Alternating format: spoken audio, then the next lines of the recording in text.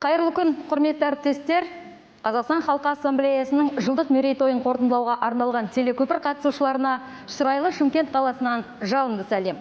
Қазір біз Достық үйіндегі Ассамблея жастары ұйымының белсенділері үшін арнайы ашылған коммунити орталығынан тікелей қосылып тұрмыз.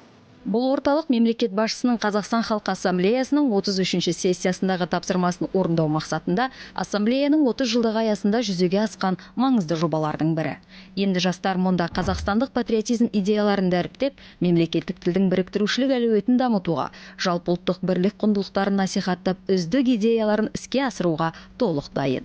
Жылдам интернет, пікір алмасу алаңы, оқу және демалыс аймақтары мен би студиясы барлығы да жастар үшін. Жалпы 30 жылдығы аясында жыл басынан бері 300-ден астам іс-шара өткізіліп, оған 380 мыңнан астам тұрғын қатысты. Ассамблея жастары белсенділік танытып, атаулы жылда көне шаһардағы тарихи орын Мәртөбе биігінде экологиялық акция ұйымдастырудан бастады. Бүгінде шымкенттік жастар еліміздегі 3-ші мегаполистің тазалығына атсалысып, шуақты шаһардың шырайын келтіруге үлес қосуда. 30 жылға 30 қайырымды іс акциясына қолдау көрсетіп, республикалық біз біргеміз лагерін ұйымдастырды. Іске асқан жобалар мен қоғамдық көпшілік іс-шаралардың барлығы бірлікті бекемдеуге бағытталды.